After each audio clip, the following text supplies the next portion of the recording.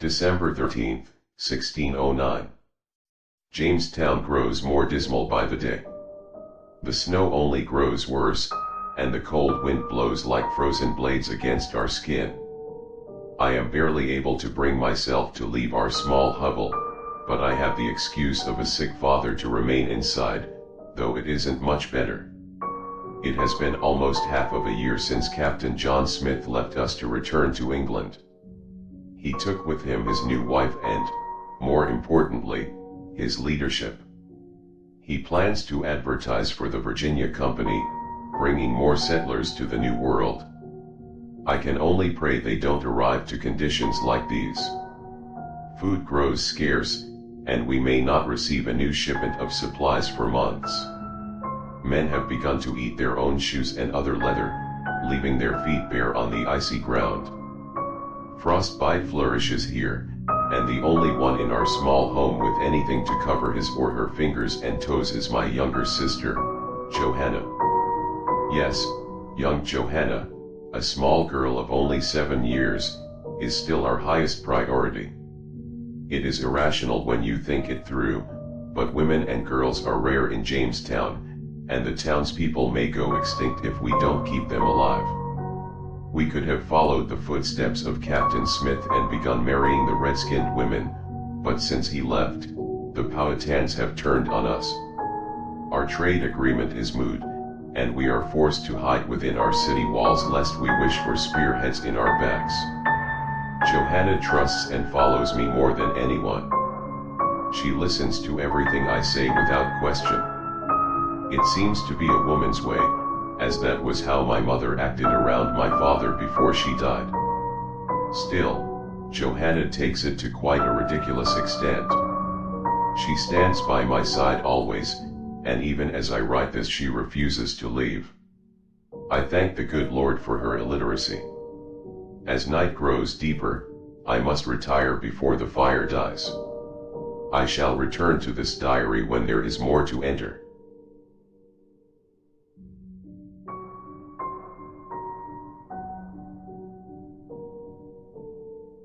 December 20th, 1609. Our father's condition continues to worsen, and it has come to a point where I must leave Johanna with him whenever I leave the house. I've been making sure he drinks as much water as possible, though he has begun to refuse it due to its brackish taste. I don't blame him. The river water is somewhat unpleasant to the tongue, but we have no other option. If there is some way to remove the salty flavor, we do not know what it is. A man has slain his horse today out of desperation. Though there was much anger and disagreement, no one turned down the large amount of meat that it provided. Unfortunately, everyone's starved stomachs demanded too much, and the entire horse was eaten, hide and all. Unsure of what to do, the man buried the bones to at least give the horse some dignity. It was merely a beast, but there seemed to be some attachment there. Still, we were finally able to give our father some real meat. Because I am the only one of the family who is worth anything to the town, we were given little real meat from the horse, but rather mostly entrails. I chose not to complain, and I gave the little amount of meat to Johanna to eat. I took the rest of it and made a stew for my father and myself, and we hope we can make it last at least a few days. The taste of real food has reminded me of what I have been lacking for the last few weeks. Eating shoe leather out of desperation is nothing compared to real meat, no matter where it comes from. Fowl, bovine, wild beast, horse, or even dog, it's all the same when you've been starved. The anger toward the man who slew his horse dissipated once people started to eat. I just hope it doesn't have to go any further than this.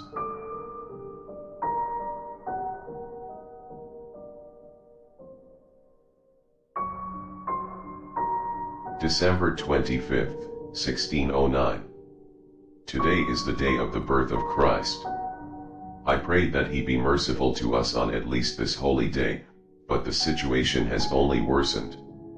We have eaten all the horse meat since my previous entry, and people have begun discussing the idea of slaying another horse.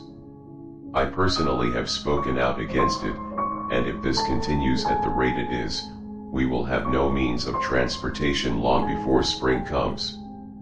A man who agreed with me, Charles Green, even was so bold as to venture out into the wild beyond the walls of the town, searching for food.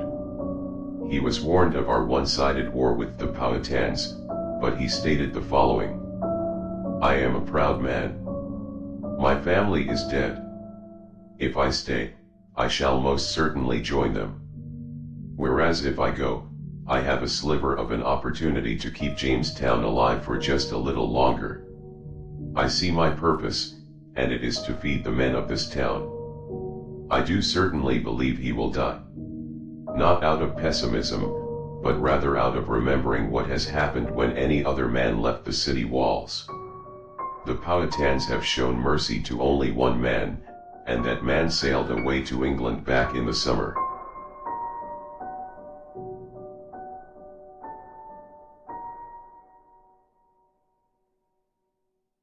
December 28, 1609. My father's condition has worsened. He now refuses to eat or drink anything, claiming that I am trying to poison him. He is growing dreadfully thin, and it makes me and Johanna worry so. We fear, no, we know, he is close to death. Johanna has a light understanding of death, as she was present when our mother died not too long ago.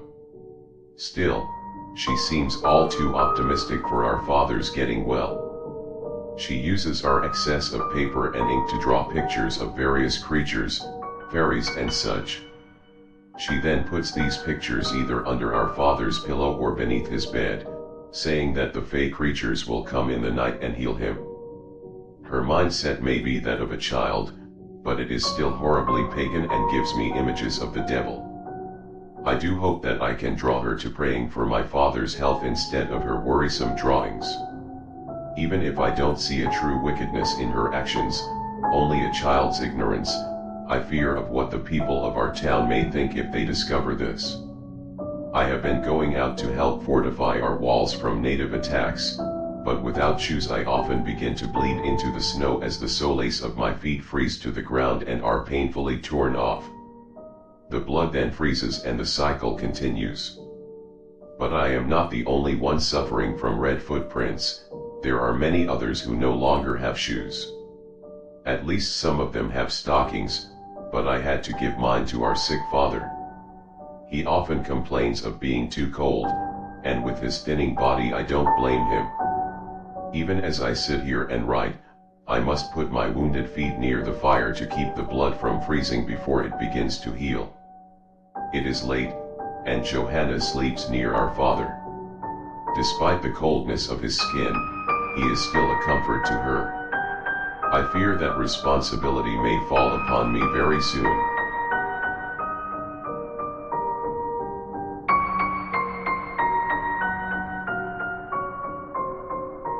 January 1st, 1610. Our father is dead. We buried him beneath a hefty snowdrift, unable to breach the frozen soil. Once spring arrives, we will do a proper burial. Johanna no longer speaks. She remains in silence at most times, most likely out of respect for our father. I understand it, but I cannot help but worry. The people of Jamestown are growing paranoid. Many of them refuse to leave their homes, and I have even seen men forcing their wives out into the cold for fear that they would turn on them. I have even heard talk of leaving the town, though I know well that is madness. The man who left to search for food has still not returned, and I am almost certain that he is dead.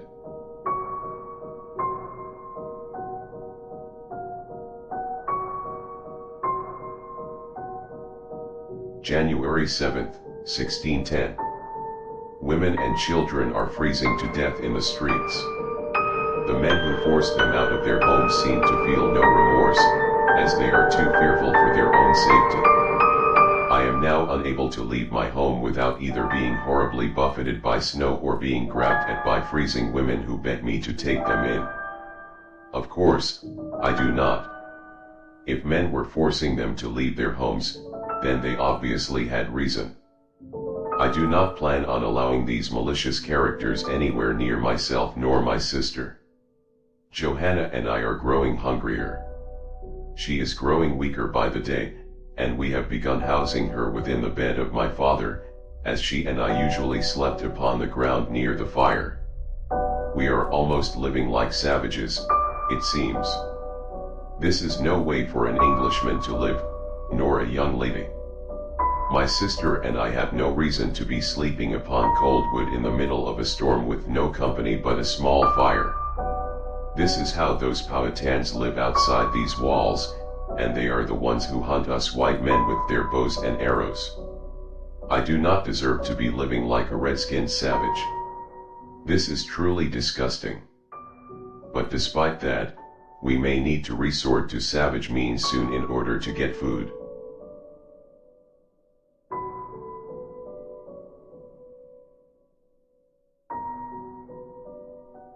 January 16, 1610. Since my last entry, 2 more horses have been killed for food, as well as a dog. These men are foolish in the way they do this. They kill these animals and eat only the meat, leaving entrails and hide to rot. They did not do this with the first horse. It is as if they are losing their minds. Because they do not seem to want them, I take the innards of the animals for myself and Johanna. Other men have called me a savage for doing so, but I responded by informing them of how I was more likely to live because I had more to eat. They did not seem to like that statement. At least we are able to eat, and we have found that we can store the food by leaving it out in the cold, as there are no insects to eat it at this time of winter, and our walls keep out wild beasts. We should be able to survive for some time more until we are restocked with supplies.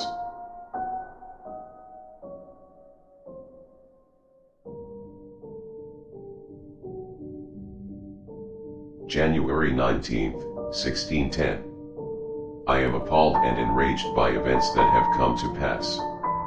The entrails of the animals we were saving for ourselves have been stolen. We left them out in the cold to preserve them, and when we returned the next morning they were gone. We did not see who had taken them, but when I went to others to demand answers, I saw a young man, younger than myself, but older than Johanna, staring at me. His eyes were accusing and hateful, and I knew then that he had taken our food. I ran at the young man, but the other townspeople pulled me away and told me I was insane. They started accusing me of lying about our food being stolen, and some even claimed I was hoarding it all for myself. Ludicrous, I tell you. These men are losing their minds. They are conspiring against Johanna and me, I just know it. They know about that boy who stole our food, and they plan on starving my sister and I out so that there are fewer mouths to feed in the town. The people of Jamestown are going mad. The mutinous bastards are going to rid themselves of one of their strongest workers for reasons worth no more than horse dung. I may lose everything because these sons of bitches are plotting against me.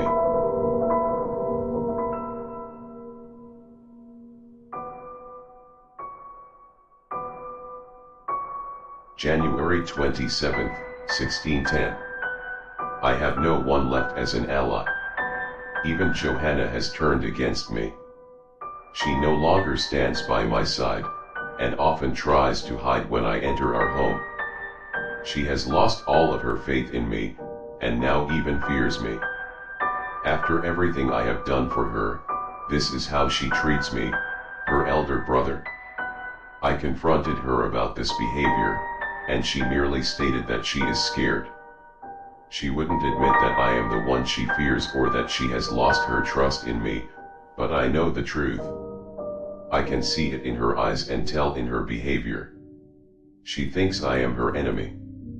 Maybe if that is what she wants to believe, that will become the truth.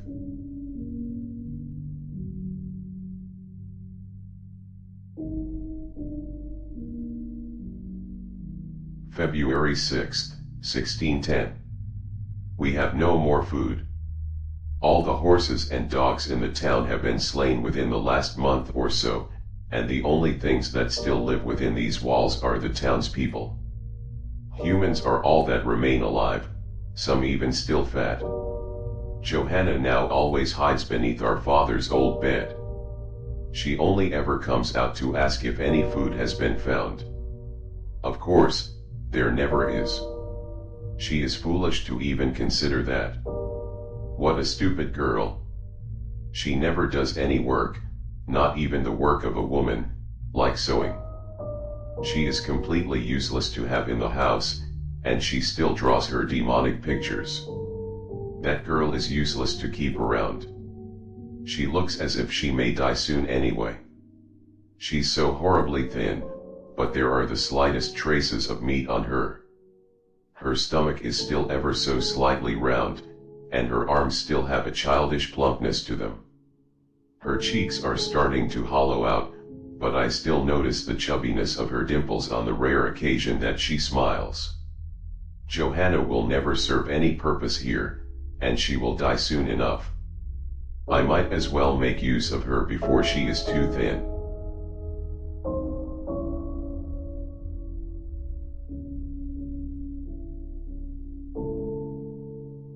February 7, 1610. I have finally eaten for the first time in weeks. It was amazingly satisfying, especially because I was able to keep this slain animal all to myself. No one else in the village could have any. It was all mine. In fact, there is still quite a bit of meat left. I can't leave it out in the snow again, for fear of it being stolen. I don't need to lose my food to those scheming townspeople.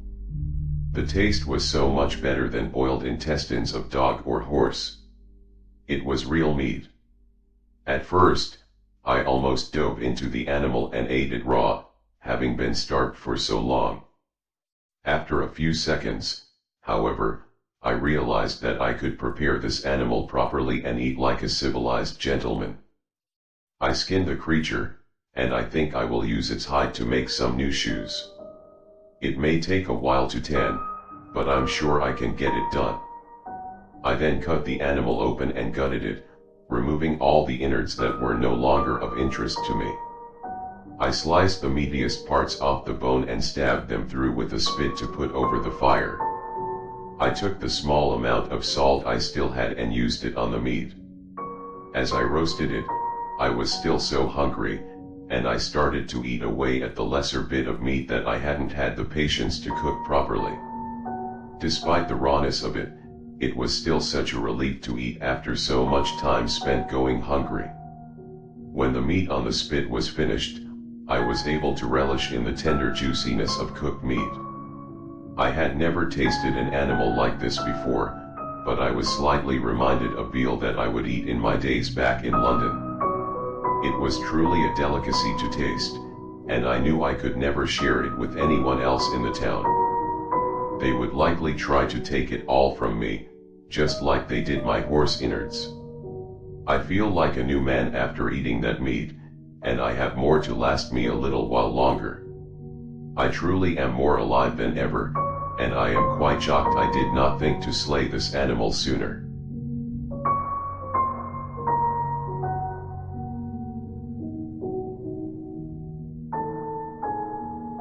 February 7, 1610. I have finally eaten for the first time in weeks.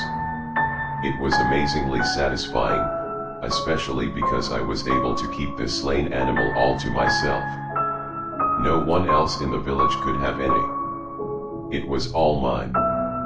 In fact, there is still quite a bit of meat left. I can't leave it out in the snow again, for fear of it being stolen. I don't need to lose my food to those scheming townspeople. The taste was so much better than boiled intestines of dog or horse. It was real meat. At first, I almost dove into the animal and ate it raw, having been starved for so long. After a few seconds, however, I realized that I could prepare this animal properly and eat like a civilized gentleman. I skinned the creature, and I think I will use its hide to make some new shoes. It may take a while to tan, but I'm sure I can get it done. I then cut the animal open and gutted it, removing all the innards that were no longer of interest to me. I sliced the meatiest parts off the bone and stabbed them through with a spit to put over the fire. I took the small amount of salt I still had and used it on the meat. As I roasted it, I was still so hungry, and I started to eat away at the lesser bit of meat that I hadn't had the patience to cook properly. Despite the rawness of it, it was still such a relief to eat after so much time spent going hungry. When the meat on the spit was finished, I was able to relish in the tender juiciness of cooked meat. I had never tasted an animal like this before, but I was slightly reminded of veal that I would eat in my days back in London. It was truly a delicacy to taste, and I knew I could never share it with anyone else in the town. They would likely try to take it all from me, just like they did my horse innards. I feel like a new man after eating that meat, and I have more to last me a little while longer.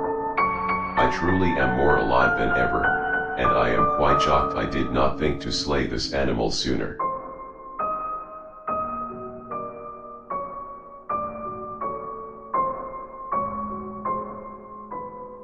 When a new ship finally came to bring supplies and new settlers to Jamestown in the spring of 1610, they were shocked to find a teenage boy being burned at the stake. When they asked what he had done, the answer was grave and blunt: cannibalism.